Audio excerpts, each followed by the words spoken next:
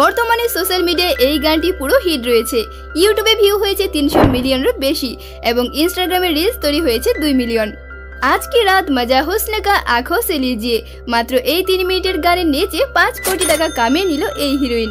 India টুডের এক latest article অনুযায়ী তামান্নার বর্তমান ব্যাংক ব্যালেন্স 140 কোটি টাকারও বেশি। বর্তমানে পুরো দেশ জুড়ে রয়েছে তার মিলিয়ন ফ্যান।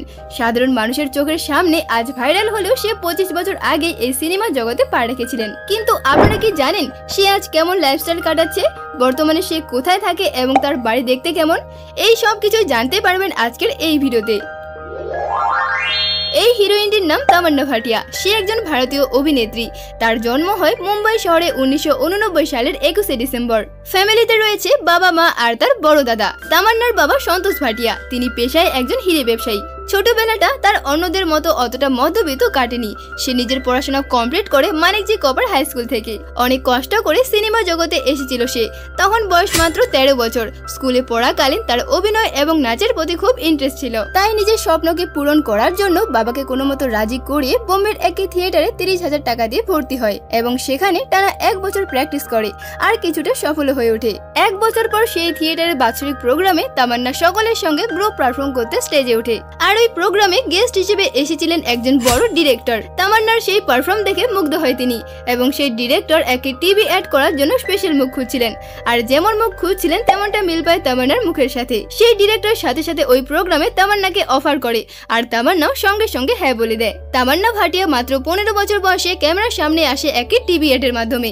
এরপর পুরো 1 বছর বিভিন্ন সিনেমার জন্য অডিশন দিতে থাকে, কিন্তু কোনো লাভ হয় না।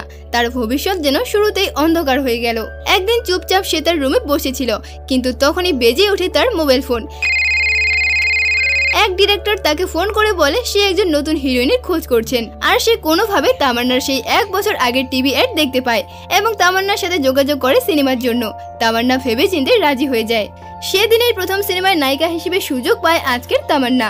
তার প্রথম সিনেমা চাঁদ সে রোশন চেহারা 2005 সালে রিলিজ হয়। শুরুতেই ব্যর্থতার মুখ দেখতে হয় তামান্নাকে। সিনেমাটি ফ্লপ হয়ে যায়।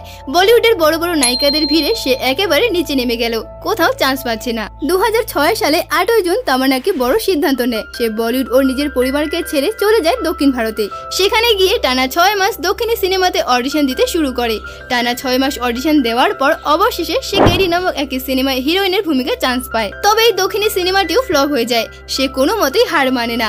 তার দীর্ঘ চেষ্টার ফলে কিছুদিন পরে সে স্ত্রী নামক আরেকটি অল্প বাজেটের সিনেমায় অভিনয় করে। তবে এই সিনেমাটিও মারাত্মকভাবে ফ্লপ হয়। এরপর থেকে কোনো ডিরেক্টর তার সাথে কাজ করতে রাজি হয় না। পরপর তার 3টি ছবি ফ্লপ হওয়ার পর তার মনোবল এবং সাহস ভেঙে একেবারে টুকরো টুকরো হয়ে পড়ে। সে বেশ কয়েক বছর আর অডিশন দেয়নি কোনো সিনেমার জন্য।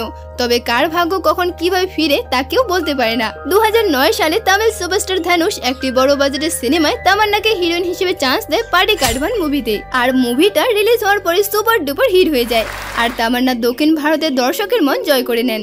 সাউথ হিরো প্রবাসের সাথে তার 2012 সালে একই মুভি রিলিজ হয় রিভেল। সিনেমাটি অল ওভার ইন্ডিয়াতে ছড়িয়ে পড়ে এবং তামান্নাকে সবাই চিনতে শুরু করে। এবার 2015 সালে ফিরে পায় তার লাক, যার জন্য সে ছেড়েছিল তার পরিবার এবং বলিউড ইন্ডাস্ট্রি। সে বাহুবলী সিনেমায় প্রবাসের হিরোইনের চরিত্র প্লে করে। তারপরে বাহুবলী সিনেমা পুরো দেশে ব্লকবাস্টার সুপার হিট হয়ে ওঠে। এবার তামান্নাও 8 থেকে 80 সকলের কাছে জনপ্রিয় হয়ে ওঠে।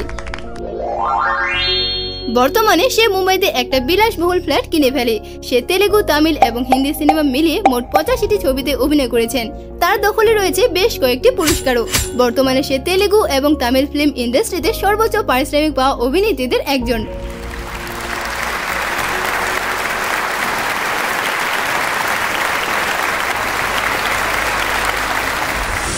আমাদের আরো এই ধরনের ভিডিও দেখার জন্য ভিডিওতে একটা লাইক করে চ্যানেলটি সাবস্ক্রাইব করে রাখতে ভুলবেন না।